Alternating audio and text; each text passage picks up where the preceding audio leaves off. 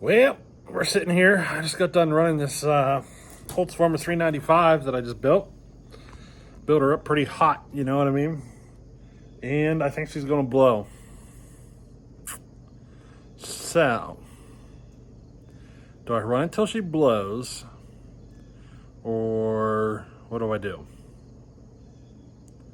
You know what I mean? I could go ahead and replace the top end and start over and everything right now, but it's running and it sounds pretty hot, but I don't think it's going to last long. So what's going on here? So if you haven't seen any previous videos, I built this saw, built it to be pretty hot, and the last time we saw any footage on it, it had sort of like this rattle sound to it, and I said I was going to tear it apart and check it. And I also noticed that the squish was a little too tight, and I was going to go ahead and make some changes and fix that. So that's what I did. I tore it down, I adjusted the squish, and got it set to where I want it, but that rattle sound hasn't gone away. In fact, it may have actually gotten worse. So what I discovered is I made the intake port too wide, and the skirt of the piston is kind of hanging up a little bit at the intake port on its way down. And it's kind of creating this kind of like piston slap almost kind of sound. It's not going to last long, because the more I run it, the more, I mean, it's basically going to peel aluminum off and swallow aluminum as it runs. And, you know, getting all that aluminum past the rings and everything, it's, you know, it's going to hurt the saw. It ain't going to last. I don't think it'll be a violent blow up. It'll probably just run, start reducing on power, and eventually just quit running. Basically losing compression to the point to where it, you know, starts running horribly, and then it peters out and quits. So that's where we're at. Right now I'm thinking I'm just going to run it until she goes and see if it makes it to Sawfest. I should just get a chain ready for it, run it as little as possible, and get through Sawfest, which is probably what we're going to do. So we'll probably, well, I'm still waiting on the oil pump to come for it. So we'll get that oil pump on, get her tuned up, and then maybe make 1 or 2 cutting sessions and see if she survives. I'm thinking that's probably what we're going to do. It'll be the 395 clone for Clone Wars, and it'll also be my 6 cube racer, if it survives. If it does not survive, I won't be able to run in that class in the Clone Wars, but I have other saws I can run in the 6 cube. Regular firewood class. It's just the clone specific class. I don't have a 6 cube. I would just run my bellhopper 372 in that class. That's basically what I would do. Or no, I can't do that. It is specific. It has to be the 395 or the 660 clone. Sorry, that wouldn't work. So yeah, that's kind of where we're at on this 395. The next time you see it, we'll probably go ahead and make some cuts with it and see how she runs in the wood. Trying to make her kind of hot. It doesn't like to idle. Well, I mean, I can get it to idle, but I got to keep the idle kind of high. The intake timing is well, it's 86 degrees, so it's a long intake. You know what I mean? So, you know, I gave it a lot of intake. And that's where we're at. And it's not even spitting back at all. Just to give you an idea. At 86 degrees, I'm still not getting spit back on this thing.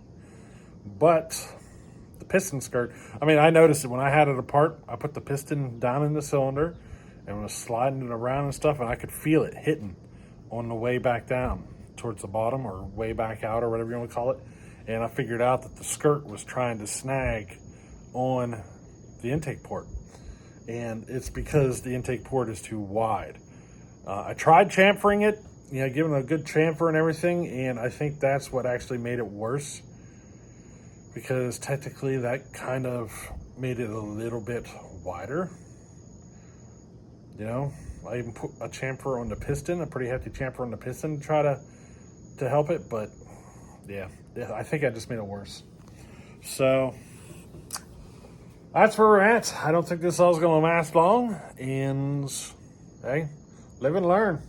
I didn't think to check the skirt width to my intake port width. I didn't think to compare those when I was porting it, and that's where I screwed up. We'll have to keep that in mind the next time. She's got a heck of a nasty rattle to her now. I'll put a clip in. I got a little clip here of it running on the ground here.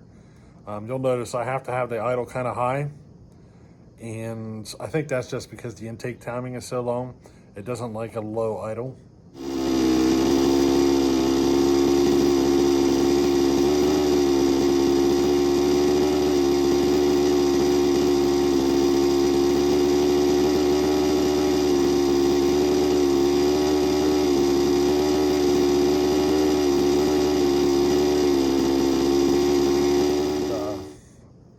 It could also be that it had already started swallowing some aluminum, so I had to get in there and kind of clean it up as best I could. Oop, there we go. But yeah, I had to go in there and kind of clean up that aluminum as best I could, and I kind of made it worse, I think, with the way the rings can seat to the cylinder. You know what I mean? Because I got in there, I had to get in there with some sandpaper to clean that aluminum out in order to keep it going, you know? Yeah. So yeah, from the last video to this video, I think it might actually be worse. But, I mean, it still runs good. The compression's cleaned up a lot better. The compression was stupid before. Like, stupid. Even with the compression release, it was, like, stupid. It was higher than what most saws would be without a compression release. You know what I mean? And I was using a compression release. Well, I made a small adjustment, and that helped at the squish band area, but I discovered that it was actually the compression release. It was faulty, wasn't working properly, and I put an OEM compression release in, and it actually works perfect. It pulls over quite nice and smoothly, so compression isn't an issue. But the fact that it's going to blow up, well, I shouldn't say it's going to. High likelihood it will, though. And it's not really, I wouldn't say it's going to blow up. I think it's just going to eat enough aluminum that it just destroys the rings and loses compression. It kills it. So that's where we're at on the 395. Live and learn, you know. Made that intake port a little long. But that's going to be about it for this video. I just want to give you this little update on the 395. I'm doing this, and I'm going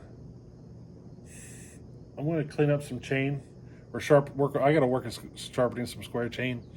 And before long here, I'm probably going to start building this Johnson Red. And I'm still debating. I might go ahead and order a new top end for this saw. Just at least to have it here for when the time comes. You know what I mean? So maybe we get it rebuilt. Maybe this thing is just crazy, stupid fast. Then we should just kind of let it be until after the races. You know what I mean? Then we can try to duplicate it. But that's kind of where we're at, you know. I at least want to try to put it in some wood first before I start tearing into it and trying to put another top end on it. So, yeah. I think we'd like to see how it's going to cut. We've just seen it running and idling and stuff. And this thing it's got all sorts of snap. This thing feels extremely spicy. And I hope it is. You know what I mean? I hope it's as spicy as it feels. Because that'll give me a good idea of what I need to do with the next top end on it. You know what I mean? So, we'll see how she goes. All right, later.